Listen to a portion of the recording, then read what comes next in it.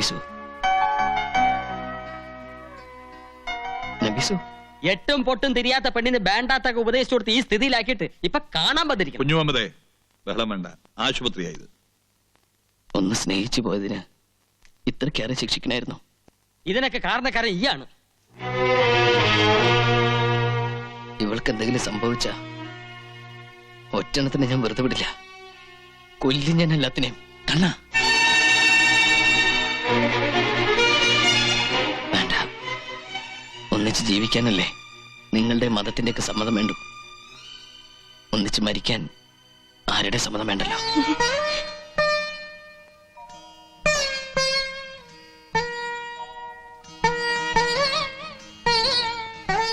അറിയോ, പുഴയെ കിടന്ന് ജീവന് വേണ്ടി നിലവിളിച്ചപ്പോ ജാതി മതം നോക്കാതെ എന്റെ മോൻ അവളെ രക്ഷിച്ചത്.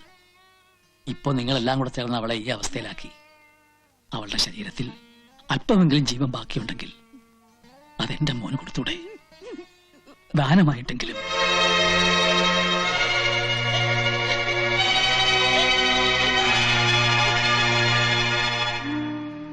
സ്നേഹിച്ചതിന്റെ പേരിൽ ഒന്നിനെ കുരുതി കൊടുത്തു വന്നവരാണ് ഈ അച്ഛനും അമ്മയും. ഇനി ഒന്നേ ഉള്ളൂ, അതിനെ കൂടെ.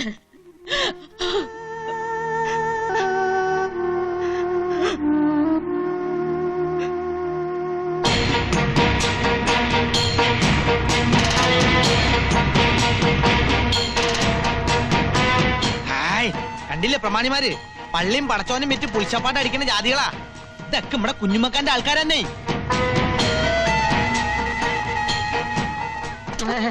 അസ്സലാമലൈക്കും. വഅലൈക്കും സലാം. എല്ലാവർക്കും ഇരിക്കാം. എന്റെ ഉപ്പൂപ്പാന്റെ പ്രായണ്ട്.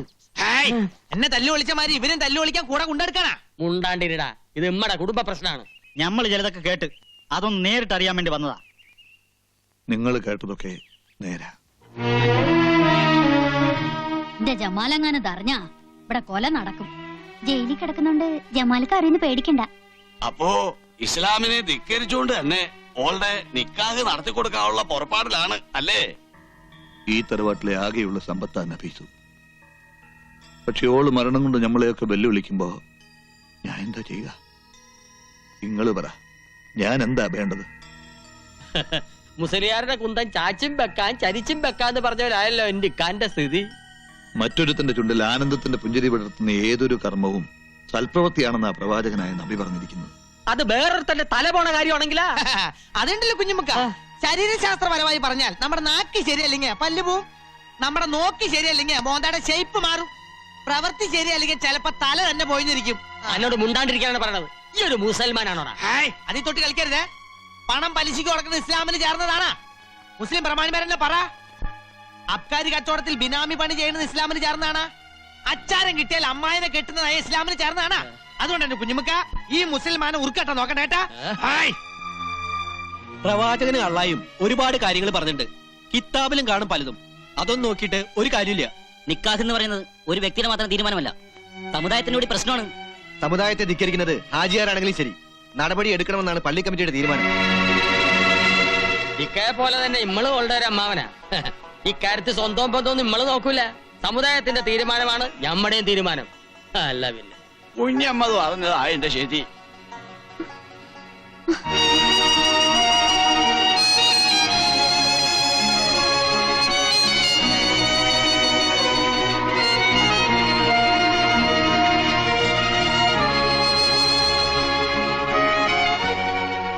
മതത്തെയും ആചാരത്തെയും എതിർക്കുന്നതല്ല. എതിർത്താൽ ഈ തറവാട്ടിലൊരു ദുരന്തം. അറിഞ്ഞുകൊണ്ടൊരു തീരാ ദുഃഖം ഏറ്റുവാങ്ങാനുള്ള മനക്കരുത്ത് എനിക്കില്ല. ഓർക്കൊരുമിച്ചാലേ പറ്റുള്ളൂവെങ്കിൽ ഒറ്റ മാർഗമുള്ളൂ, ഓൻ ഇസ്ലാമാകണം. ഈ നാട്ടിലെ ഇസ്ലാമികളെ ഏറെ ബഹുമാനിക്കുന്ന വ്യക്തിയാണ് ഹാജിയാർ. ആ ഹാജിയാരുടെ കുട്ടിയെ ഒരു ഇന്ത്യച്ചക്കൻ തട്ടിക്കൊണ്ട് പോവാന്ന് വെച്ചാ ഓന്റെ വീട് നമ്മൾ ചുട്ടുകരിക്കും. അതിന്റെ ഒന്നും ആവശ്യമില്ല. അങ്ങനെയൊന്നും ഒരു ഇസ്ലാമിന്റെ നിയമത്തിലും പറഞ്ഞിട്ടുമില്ല. എന്ത് ചെയ്യണമെന്ന് നമുക്ക് ഒന്നുകൂടി ആലോചിക്കാം. ആലോചിക്കാനൊന്നുമില്ല. ഇസ്ലാം ആവണമെന്ന് പറയുമ്പോ തന്നെ ഓൻ ഈ ബന്ധം വിട്ട് വേറെ പെണ്ണിനെ നോക്കുള്ളൂ. അടയും ചക്കരയും പോലെ അല്ലേ? ഒന്നിച്ചേ പറ്റുള്ളൂ എന്നുണ്ടെങ്കിൽ ഓ മതം മാറി നമ്മടെ ജാതി ചേരട്ടെ. ഞാൻ റെഡി.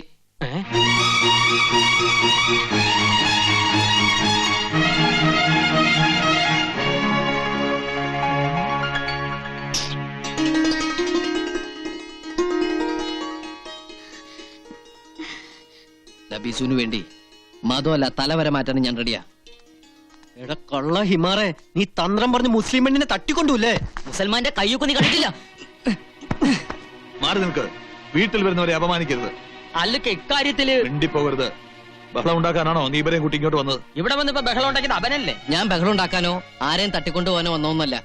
നിങ്ങൾ പറയുന്ന ഏത് നിയമം അനുസരിച്ച് ഞാൻ സ്നേഹിക്കുന്ന പെണ്ണിനെ വിവാഹം കഴിക്കാൻ തയ്യാറാണെന്ന് പറയാൻ വന്ന. ഈ ബലാല് പിടിച്ച ശൈത്താൻ ഇവിടെ മയ്യത്തും കൊണ്ടേ പോവും. അത് ശരി, താൻ ഇവിടെ വന്നിരിക്കുകയാണ്. അവൻ വന്നിട്ട് എനിക്ക് ചിലതൊക്കെ സംസാരിക്കാനുണ്ട്. എല്ലാം തീരുമാനിച്ചതിന് ശേഷം ഇനി എന്ത് സംസാരിക്കാൻ? എല്ലാം കഴിയുമ്പോ നമ്മുടെ മോനെ നമുക്ക് നഷ്ടപ്പെടുമോന്നാ എനിക്ക് പേടി. നീ എന്ത് വിട്ടിത്തമായി പറയുന്നത്? മതം മാറിയെന്ന് വെച്ചിട്ട് അവൻ നമ്മുടെ മകനല്ലാണ്ടാവുമോ? ഇതിലിപ്പോ ലാഭവും നഷ്ടവും ഒന്നും നോക്കണ്ട. അവന്റെ ആഗ്രഹമല്ലേ നമുക്ക് വലുത്. എനിക്ക് വേണ്ടി മരിക്കാൻ തയ്യാറായുള്ള നബീസു, അവളെ സ്വന്തമാക്കാൻ വേണ്ടി എന്ത് ചെയ്യാനും ഞാൻ കടപ്പെട്ടവനാ. മാധവൻ നായരെ,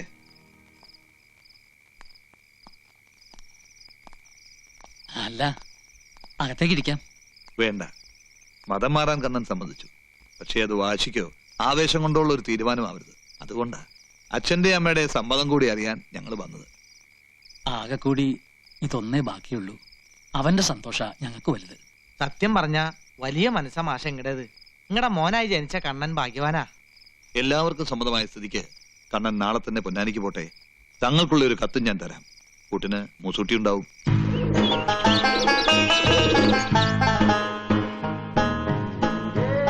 ഭൂമിയിൽ മനുഷ്യനോളം വലുതായിട്ട് യാതൊന്നുമില്ല. മനുഷ്യനിലോ മനസ്സാണ് ഏറ്റവും വലുത്. ഒരു മതത്തെ നാം മനസ്സുകൊണ്ട് സ്വീകരിക്കുമ്പോൾ അതിന്റെ മഹത്വം എന്താണെന്ന് സ്വയം അറിഞ്ഞിരിക്കണം.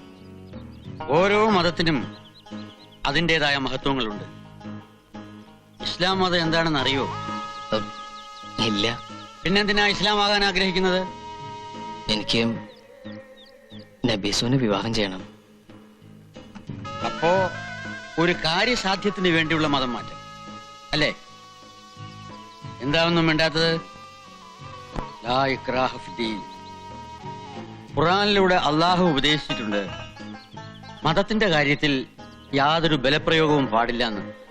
മതം മാറ്റം കൊള്ളാം, അതിനു മുമ്പ് മതത്തെ പഠിക്കണം, അതിന്റെ തത്വസംഹിതകൾ അറിഞ്ഞിരിക്കണം. അല്ലാതെ പ്രായത്തിന്റെ ചാബല്യം കൊണ്ട് തോന്നിയ മണ്ടത്തരമാകരുത് മതമാറ്റം.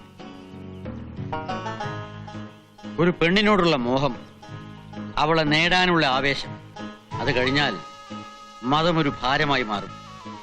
അങ്ങനെയാണ് സാധാരണ സംഭവിക്കാറ്. അതുകൊണ്ട് തീരുമാനം ബാലിശമാകരുത്. ഒരിക്കൽ കൂടി മനസ്സിരുത്തി ആലോചിക്കൂ. എന്നിട്ട് എന്നെ വന്ന് കാണും ഇൻഷാ അല്ലാഹ്.